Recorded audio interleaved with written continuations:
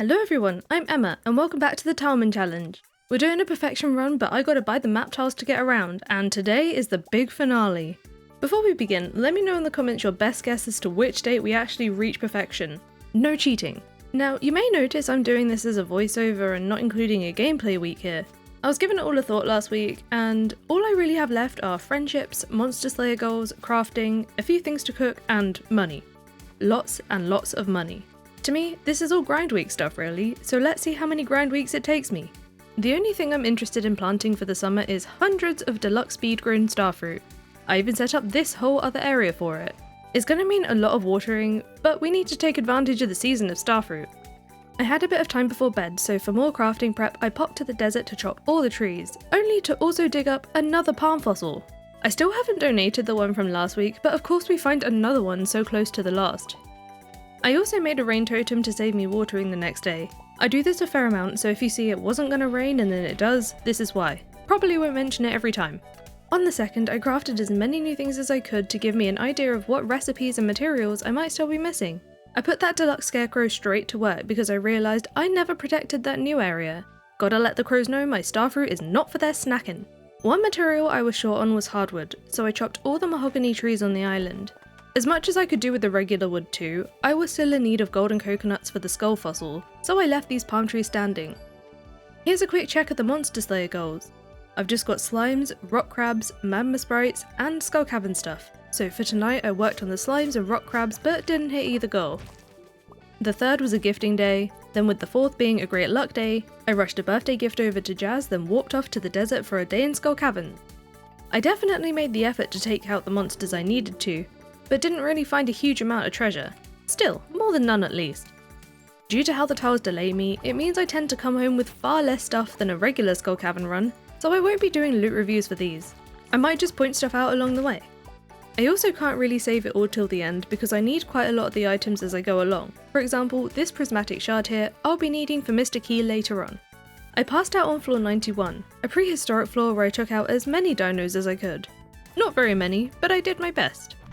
The 5th was another gift-filled day, and then on the 6th I found some more golden coconuts in a chest, so I took them straight to Clint for opening.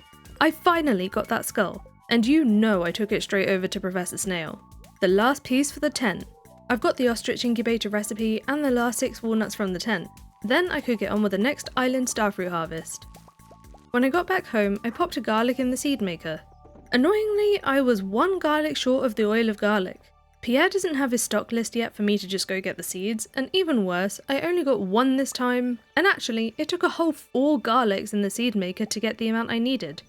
This will be speed grown on Ginger Island. The 7th began with a new batch of starfruit wine, followed by a very lucky day in Skull Cavern. I wasn't too unhappy finding slime eggs today because it's more stuff I can just whack in the shipping bin for extra cash. A prehistoric floor helped bring me closer to the dino goal. Not that I hit any of the monster goals today, but I certainly did try. I did, however, find another prismatic shard that night, and found a second shortly after before passing out on floor 79. I got over 500,000 for that wine, but as the weeks go on, I'll be making efforts to make this number climb.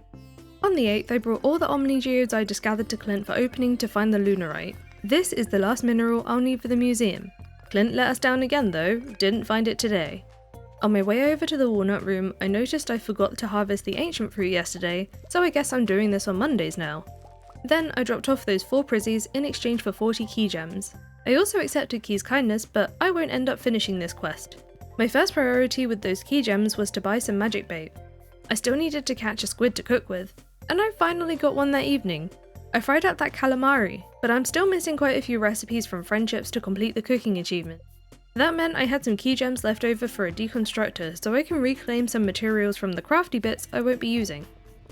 The 9th I planned to hand out gifts again, and when I went to check Gus's for any love dishes, I noticed he was actually going to the island today.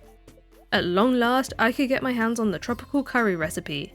Along with the gifts, I also took Alex to the theatre yet again.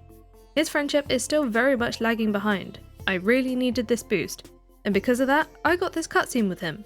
I didn't skip it because telling him we all have our strengths and weaknesses gains friendship with him too. I completely forgot about this till it happened, but that night a baby boy was dropped off by the adoption agency. At a complete loss of what to name him, I settled on Bert. The 10th was the first home starfruit harvest. No point having a separate reminder for this because I step out and I literally see it. I sell off all the quality ones and keep the rest for wine, then needed a seed top up at Sandy's to have enough to replant. Now that I don't need the coconuts anymore, the rest of my day was chopping down island trees, mainly for things like kegs, and I remembered to grab the garlic that had grown too. Mostly thanks to the starfruit, we made almost 340 rand that night. Then on the 11th, I crafted that oil of garlic. No achievement yet, still a few things missing. I made 10 more furnaces to speed up the smelting. The iridium will be used for cash, but I could also do with more copper and iron for kegs later. My next stop was the luau, where I bought the tiles to greet everyone I didn't have full friendship with, and chucked in an iridium purple mushroom to the pot, an ingredient guaranteed to impress the governor and get another friendship boost with everyone else in the process. I got a bit more crafting done on the 12th and placed another 18 kegs ready for the next wine day. Then I was off to the volcano for the evening to work on slaying magma sprites. I made the 13th a gifting day again before the reset tomorrow, and since it's Alex's birthday, I could call that friendship complete with a final gift of breakfast. Even though it was the afternoon by the time I was done with the deliveries, I still decided to pass the rest of this one in Skull Caverns. Not to get any meaningful loot, but to douse myself in monster musk and push forward with more monster slaying. I even reset floors a few times because I wasn't interested in getting too far down this time. Once again, no new goals hit this day, but we had to be getting close now. The 14th was another wine day, and it was another volcano day where I hit the slime goal as well as the magma sprite goal, though loot-wise, this day was pretty terrible. The 15th was another ancient fruit harvest. The island starfruit was ready too. I was a few seeds short of replanting, so I bought another entire stack from Sandy. I know I'll be needing these for the home farm soon too. My stock of ancient fruit was really just piling up, so I'll be turning these into jelly from now on and added another 11 preserves jars to speed things up even more. Selling a whole load of extra stuff, including some excess expensive fruit I knew I probably won't need, meant we banked another 750 grand. The 16th was for gifts again. I feel like I do this a lot of Tuesdays, but this time I'll take the dwarf to the movies too. I think they like all the movies, so gotta grab that friendship gain. That afternoon, I switched off the shrine to get the regular mines back, but I still stuck it out there for the day. I was mainly just blowing up rocks looking for frozen geodes, which is where I can find the lunarite. That way, I can save any Omni geodes to trade for artifact troves for my last artifact, the chipped amphora. I got enough to trade for 3 troves, so that's what I did the next morning. Taking everything to Clint's, including some frozen geodes, I got nothing but disappointment. So thus proceeded several days of nothing but geode farming and opening them all the morning after. The only thing of note in between is the next home starfruit harvest on the 19th, which of course we just plant some more of the same. But after 4 entire days of geode farming, Clint finally came through with that final mineral on the 20th. I donated it immediately. Now I just gotta get that artifact. I'll work on that another time though, because right now I wanted to focus on the last day of the gifting week, and I realised I still had to buy all those brazier recipes from Robin. I got all of those crafted with 16 more kegs for the next wine day. Actually, 22. I got enough bars for a few more later on, by which point I ran out of wood. Chopping a load more that evening meant I could add 12 more kegs the following morning for this wine day. We're now overflowing outside on the farm. In spite of the bad luck day, I spent this one in Skull Caverns because this was the last day I had to take on the week's invasion. Other than the dinos, I focused much more on getting through the floors this time, but I did still hit the mummy goal that evening. I was so relieved this one was over, it takes up so much time. I got the serpents done not long after, but just as I slayed my last dino, I got taken out by its friend and an iridium bat whilst panic spamming staircases. Not only did I fail to reach floor 100, I lost a lot of stuff this time. But out of everything here, I decided to ask Marlon to rescue the crystallarium. I suppose I should collect my rewards whilst I'm here too. Just a handful of rock crabs to go now. At least we got over 600 grand for the wine that night. Any Omni geodes got traded for artifact troves to open on the 22nd. Obviously not going to get what I need today. It's the dwarf's birthday. They received an aquamarine on my gift run, so very close to finishing most of the friendships now. I'm still desperate for key gems for Pierre's missing stock list, so this week I'm taking the prismatic grange. And don't worry, I do remember to go get the ancient fruit for the week. The 23rd I was mostly in the mines hunting down the last 4 rock crabs. Even with the monster musk, I still feel like this took so long, but that's the last of the monster slayer goals done and dusted. I did stay in the mines though, hunting for copper for kegs. On the 24th, I gathered a random bundle of items to give to Mr. Key for his prismatic grange. By the time I dumped in what I could, I had one red item left and several blue ones. I tended to the island farm starfruit whilst I was there, then popped home to make a few more iridium sprinklers because I have a lot of empty space on the island which is just being wasted. Might as well plant it up. I did also reluctantly part with some of my ancient fruit to finish the key quest.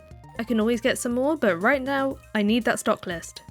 I dropped it off to Pierre on the 25th, then waited for him to take his place at his counter to pick up those flower seeds to make the tub of flowers. There it is, the Craft Master achievement. Another milestone complete. Other than that, this was just another gifting day, this time taking Evelyn to the movies. That was enough to finish our friendship, the last person to complete them all. We're now painfully close to the perfection goals, but I couldn't for the life of me figure out these last walnuts. It wasn't glitched, I did try the command without any luck, and the parrot wouldn't tell me anything at all, so I'll figure this out later. I wanted to make sure I got to Sandy before the day was up to stock up on deluxe speed grow for the upcoming season. The 26th day time was mainly for chopping wood, but also for dumping loads of spare items in the shipping bin I knew I wouldn't be needing anymore. When the evening hit, I ventured into the Pirate's Cove. Turns out it's the walnuts from the darts game I happened to be missing. I got through the 3 games with relative ease, and with those last 3 walnuts added to my balance, we really do just have the chipped amphora for the museum star drop, the earth obelisk, and the golden clock to perfect this challenge. I don't feel like there's a huge amount of variance in most of the upcoming days now that we're mostly riding on the extra cash really, so most of what I'm doing is just pointing towards more kegs for more money, faster. That's why I'm chopping wood yet again on the 27th. The 28th, being the last day of summer, was the final big starfruit harvest at home. For the purpose of holding the sprinklers and tilled spots, I planted some spare coffee beans since I have hundreds to spare. I didn't want to do wheat here because I wanted to be able to plant things again right as the season begins tomorrow. Can't forget to start the next batch of wine either. There are usually new kegs every week, so the profit should just grow and grow. And with the quality starfruit and some other items sold, we almost got a whole million. Now, time for fall. I'm going to grow just as many crops this season, but this time we're going for nothing but pumpkins, and the deluxe speed grow should mean we can get a triple harvest yet again out of these. On the 2nd of fall, I thought it was time I bought all the tiles in my house. Houses are expensive as it is, without paying for the literal square footage too, but at least I can walk over every inch of the floor now.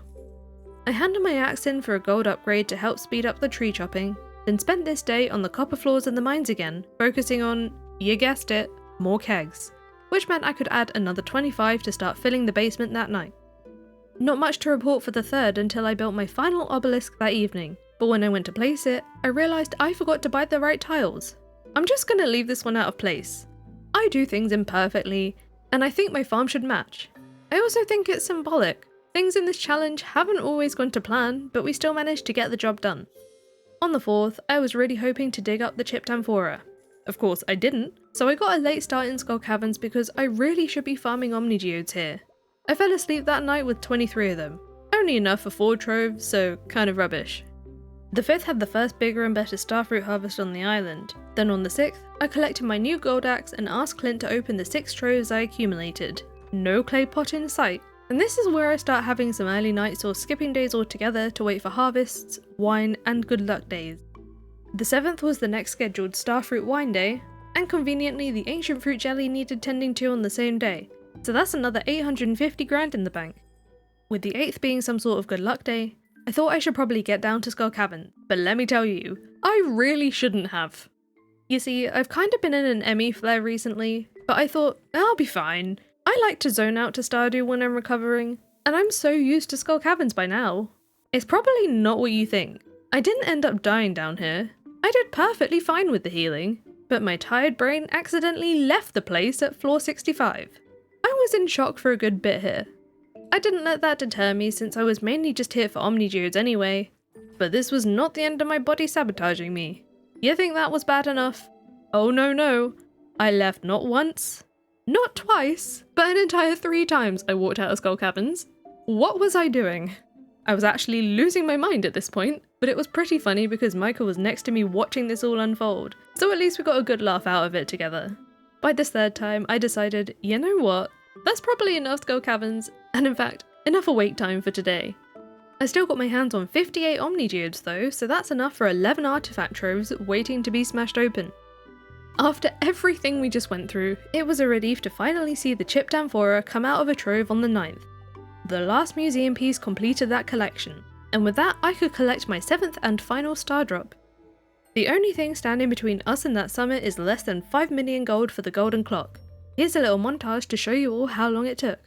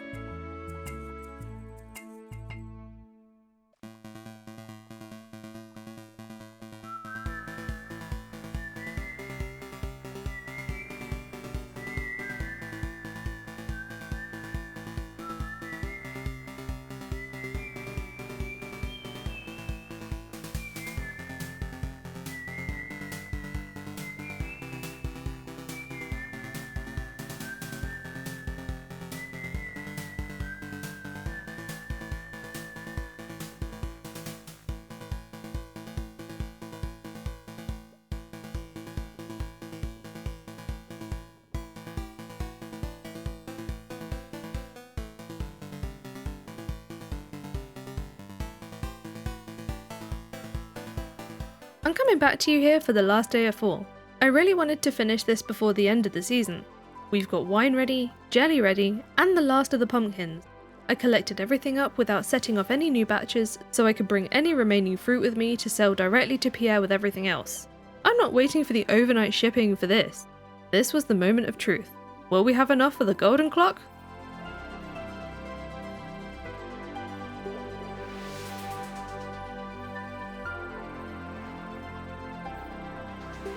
We did it, with some leftover money to spare. Get out of my way, Jody! I was full sprinting to the wizards to build the golden clock. Wasn't overly picky about where I was going to place it, but I don't think this is a bad spot at all. But with that, I checked the tracker to confirm 100% perfection. I almost couldn't believe it. I headed to bed to wake up in the winter so I could see those perfection messages roll in. I'm really glad the golden clock didn't completely bankrupt me, because I did of course need to buy myself a path up to the summit, which is where I found Hayley waiting for me, probably absolutely freezing her butt off. Sorry, Hayley. I am so surprised we managed to get up here for winter of year 3. Between the added difficulty of the beach farm and the immense extra cost of simply moving anywhere, in the beginning it felt like this was going to end up being one of my longer running challenges. I guess it helped me focus on things in a very different order, and never in my life have I done quite so much fishing. Oh my goodness. I had so much fun with the Tileman challenge, and I hope you enjoyed the journey with me too. I know some of you are hoping that this series would last a good few more episodes, but after seeing everything we did for the past 2 seasons, I hope you can see why I chose this format for the finale. I've got some ideas brewing for our next series here, so make sure you're subscribed with notifications on so you don't miss the new beginnings. Definitely hit the like button too if you've been enjoying this series. Let me know in the comments if you're giving this challenge a go. As usual, the mods I used are all in the description if you're up to the challenge. Thank you so much to my channel members, and I will see you in the next video. Bye!